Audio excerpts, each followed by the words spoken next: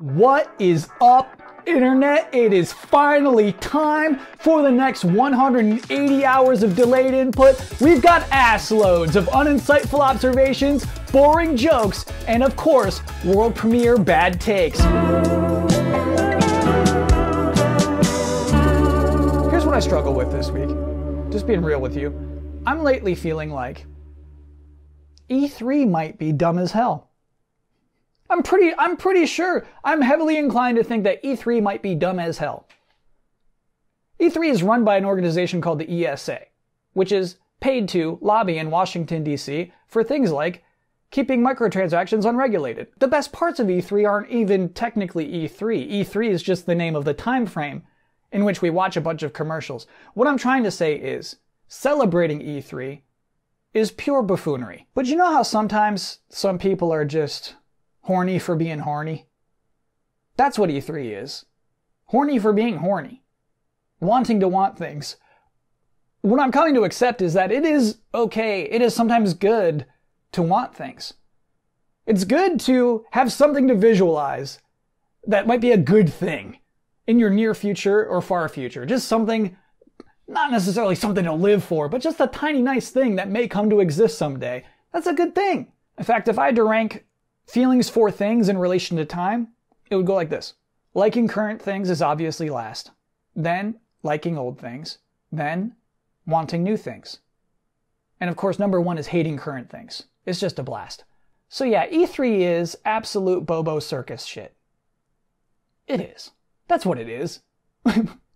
Once we realize that, once we accept that, once I accept that, it sort of takes some power away from it. If I can imagine E3 to be more of a trashy TV show than some serious industry event, it helps me write about it. That's where I got to this week's concept for the episode. This week is my top 6 burning questions for E3 2021. Question number 1, is Halo Infinite still bad? So the gameplay reveal for Halo Infinite happened late July of last year. And at that point, it was still slated to be a launch title for the Xbox Series. That reveal went so poorly that, soon thereafter, Halo Infinite was delayed indefinitely, which has turned out to likely be almost a full year. Now that poor game, this year, has some explaining to do. You know, you can't show up like nothing happened. That's the problem it's facing. It will be featured. It's pretty clear Xbox intends to put it front and foremost. This is the big game that we're pushing this year. But it will then face way more scrutiny than any game should probably have to face. What I think for Halo Infinite is that it can't just look better graphically. They can do a direct comparison. Here's what we did last year, here's how it looks like this year. That won't solve the problem. Because it's not new anymore, you've lost that sheen. Halo Infinite needs to be interesting. And I think that was a big problem with its reveal last year too. And a big problem, honestly, with a lot of video games. I think a lot of video games just forget to be interesting. Okay, so here's our hero. Here's this guy. Here's this woman. Here's our antagonist. And this is the name of our planet. And I want to say, what is interesting though? What's the interesting part? Halo Infinite. What is interesting? Cortana's really in trouble this time. No! What is interesting?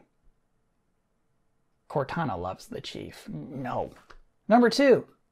Will Elden Ring remain a meme? Elden Ring was revealed at E3 2019, not even that long ago, but hasn't been seen since, with the exception of a leaked, super early trailer. But in this time, it's become an easy meme. Where's Elden Ring? We want Elden Ring. Today, Jeff Keighley gave the memers Elden Ring. And I just wonder if it'll stick. How much longer can Elden Ring stay a meme? You see, memes are a godsend to unfunny people. Memes are universally funny. That's why they work. So anyone, uncreative as they are, could drop a meme into a conversation and be an exciting contributor to that conversation. Now, memes have a shelf life. They do get old. Hello. What's up, Shrek? Beep, beep, beep, beep, beep, beep, beep. Sorry I gotta interrupt this extremely funny Shrek bit, but the Elden Ring trailer dropped just right in the middle of me editing this episode. And non-cynically, I do want to say, this was worth the memes. This game is indeed that much better than every other game. Just by looking at it, you can tell. You can tell it's already better. So it is one of those rare cases where the game does live up to its meme. I do want to credit Elden Ring for that. And now back to this. So I can make a root beer float. Okay, I don't have that. Bye-bye. Number 3. Is Final Fantasy Souls better in my mind than in reality? So last month, reputable sources rumored and leaked the existence of a Final Fantasy Souls-like game in development by Team Ninja that would be less difficult and take place in the world of Final Fantasy I. No screenshots leaked, right? No videos. All we have is our imagination. And what I'm imagining is a baby easy Souls-like game with an Amano art style. And what I'm wondering is this the best possible version of the game? Is it better in here than it is in reality? If this game doesn't come out right, and by right, I mean exactly as it appears in here, I got a good shot of actually being hurt. This game, which has not been announced, isn't really real at this moment, could absolutely be fake, truly could hurt me. And that's what makes E3 so exciting. Number 4, will Shagma Vey defeat the Old Whispers? No spoilers if you're not caught up yet, but I think they're about to break one of the promises. Can't wait to talk to you guys about it. Number 5, will Nintendo run away with the E3 awards? There are always E3 awards that are official, that are actually, run by the ESA and everything. This year, those awards will be nominated and decided by 6 whole different outlets, including IGN, GameSpot, PC Gamer, Games Radar, IGN China, and Game Bonfire, which I did have to Google, is another Chinese outlet. These awards are, annually, pointless, and often not a great indicator of the game's ultimate quality. This is the first year, though, that it looks like the awards will be given away in some sort of award show format, which just makes all of this even more ridiculous. Instead of just making fun of this entirely, though, there is one aspect of this that I am looking forward to. And it's the idea of some marketing teams who desperately would love to win any of these awards, and then also thinking about Breath of the Wild 2 and how easily it will win them all. It's like when a county does like a singing competition. It's like, this is Westerfield Idol. And some people really want to win this. The best singer in high school is there, and then Mariah Carey shows up and destroys everyone. Why, Mariah? Why did you come here? You didn't need this. And then she takes that trophy and she throws it in the trash. Just to let us know who she is and ultimately who we are. This happened to me. I'm from Westerfield. Finally, question number 6. Is 2021 going to continue to be pretty weird? I mean, yes. Yeah, we can answer that one. Yeah, it's going to continue to be weird. I guess how so? How weird? Herman Hulst said an interesting thing last week when talking about Horizon Forbidden West, and how he wasn't quite sure if it would meet the holiday season or not. I thought that was pretty interesting. That is supremely honest, right? He doesn't know. We believe him that he doesn't know, and we know why he doesn't know. Video games get delayed on regular years regularly, and then we are just starting to come off of the pandemic. So I feel like by the end of E3, we'll at least have a clear picture of what the rest of 2021 will look like. Of course, there will be many more months left over to delay more games outside of this year, but there will at least be a baseline. Or I guess a ceiling. It's a ceiling. This year, 2021, will be no better than this. Lock it in. Of course, there's rumors that Sony is probably going to be having their own event late this month. Also, EA is next month, so E3 is not all of it. There's still reason to be hopeful that maybe some cool things will be announced after E3. But, don't tell E3. E3 is so proud of this shit. Don't ruin it for E3. Alright, so those are my burning questions. If they don't get answered, cancel E3. As for delayed input, this is technically the last episode of Season 1. However, I will be back here next week to do E3 hot takeaways. Hope to see you then. Thanks for watching.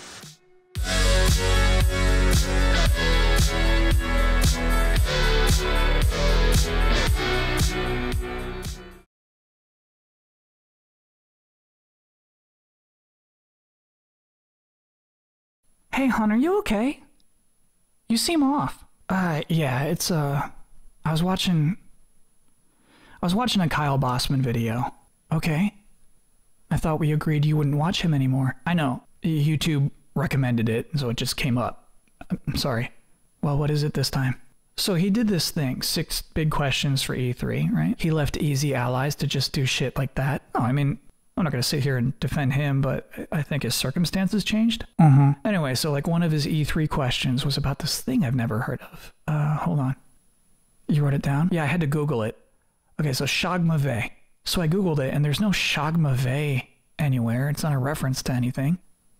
So I don't know, he did this weird bit about Shogma-Vey, and I can't stop thinking about it. It doesn't make sense. Why would he do that? It's not a reference. It's not funny. Why would he just put that in the show? Did you watch after the credits? Maybe it was like a bit? Yeah, no, I watched the whole thing. He did, after the credits, he did like a Shrek thing, like Shrek outtakes. Oh God, he's doing Shrek jokes. No, not like what you're thinking, Jen. They're different. So all night long, you've been staring into space, thinking about Shogma-Vey. Yeah. Yeah, I don't know. There's just something about it. I feel like there's got to be something more to it. Like, what is he actually saying? He wasn't saying anything, Nathan. That man is like the Joker. Caitlyn is the Joker. That's been established. How much did you watch? I watched them all. And even some of his streams. Mind you, no mention of Shogma anything anywhere. Not even on his Patreon posts. Nathan, no. You're giving him money? No more Patreons. I kept that promise. I just asked Scott to get on there and read me the posts. Scott? Yeah, he owed me from a back scratch. Hold on. Oh. Yeah, I gave Scott a back scratch last week. So what I'm thinking with the Shogma thing. Hold on. Last week, I asked you for a back scratch and you said no. Oh, is this about this now? Yes. Why wouldn't you scratch my back? Nathan. I don't like your back. What the fuck? Don't get mad. I don't... Your back is gross.